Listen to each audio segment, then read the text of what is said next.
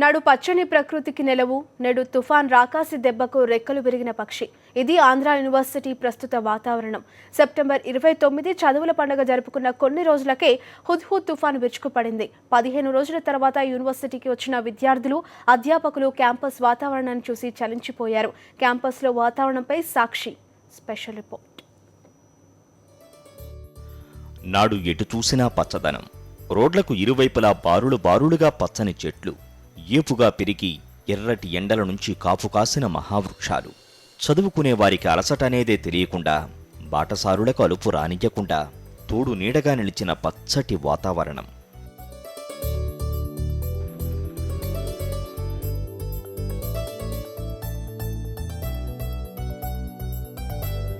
October 12 ముందు వరకు ఉన్న వాతావరణం. ఒక్కరోజు గడిచిందో లేదో కాలరక్కసి కాటేసినట్లు, మహామాయ మైకంలా కమ్మేసినట్లు, ఏదో క్షుద్రశక్తి ఒక్క చేత్తో మాయం చేసినట్లు పచ్చటి పచ్చదనం ఒక్కసారిగా మాయమైంది. ఎటు చూసినా మూడువారిన వృక్షాలు, కూకటి వేళ్లతో సహా కూలిపోయిన చెట్లు, అన్నీ గుండె బావురమనే దృశ్యాలే. కళ్లలో గిర్రున కన్నీరు తిరిగే నిర్జీవ సాక్ష్యాలే.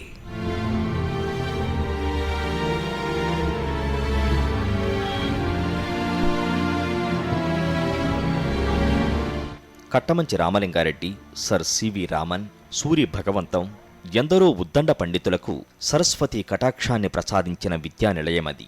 అదే ఆంధ్ర విశ్వవిద్యాలయం. చదువుల కొలువుగా పేరొందిన ఈ విశ్వవిద్యాలయం మరో విషయంలోనూ ప్రాముఖ్యతను మూటగట్టుకుంది. అదే పచ్చదనం. యూనివర్సిటీలో కనిపించే పచ్చటి వాతావరణం అక్కడికొచ్చేవారిని మంత్రముగ్ధులను చేసింది. యూనివర్సిటీ అంతా పాతుకుపోయిన మహావృక్షాలు కనుల విందు చేసేవి. పరీక్షల సమయంలో విద్యార్థులకు తోడుగా, ఎర్రటి ఎండల నుంచి బాటసారులకు నీడగా కాపు కాసి స్నేహితుల్లా మెదిలిన వృక్షాలవి. అలాంటిది ఆ వాతావరణం ఒక్కసారిగా మారిపోయింది. హుద్హుద్ తుఫాను యూనివర్సిటీ పచ్చదనాన్ని కబళించేసింది. తుఫాను ధాటికి యూనివర్సిటీలో పచ్చదనం మూడువారిపోయింది. ఎత్తుగా పెరిగిన మర్రి, వేప, చందనం, టేకు, నేరేడు తదితర చెట్లన్నీ కూలిపోయాయి. పెనుగాలులకు చెట్ల కొమ్మలు విరిగిపోయాయి. చెట్లతో పాటు విద్యుత్తు స్తంభాలు నేలకొరిగిపోగా పలు భవనాలు తీవ్రంగా దెబ్బతిన్నాయి. అయితే వర్సిటీలో పచ్చదనం కరువైపోవడమే విద్యార్థులను అమితంగా బాధిస్తోంది.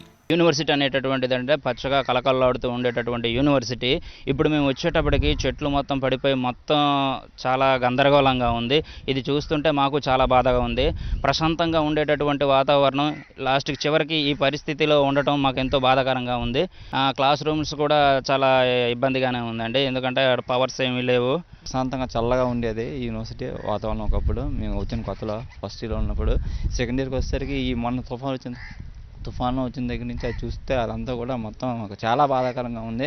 మళ్ళీ ఇలాంటి చెట్లు మళ్ళీ ఇది అవ్వడానికి ఎన్నో సంవత్సరాలు పడుతుందండి. మళ్ళీ కకావికలమైన క్యాంపస్ను చూసి అధికారులు సెలవులు ప్రకటించారు. దాదాపు 15 రోజుల తర్వాత క్లాసులు మళ్లీ ప్రారంభమయ్యాయి.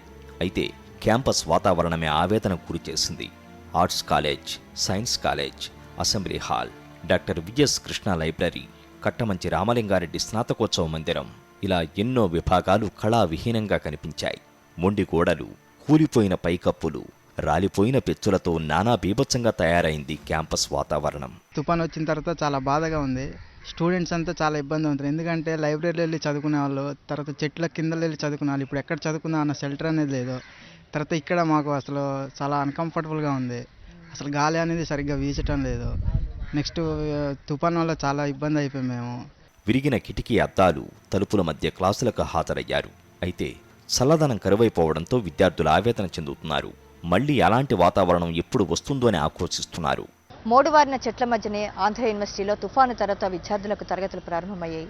ఎక్కడ చూసినా ఎండిన చెట్లు, మరోవైపు ఎండ ధాటి తట్టుకోలేక విద్యార్థులు ఆవేదన చెందుతున్నారు. చూసినటువంటి ప్రకృతి విలయాన్ని కళ్ళెదుట ఇంకా మర్చిపోలేకపోతున్నారు విద్యార్థులు. వీడియో జర్నలిస్ట్ శంకర్తో శ్రీదేవి, ఏయూ క్యాంపస్ నుండి.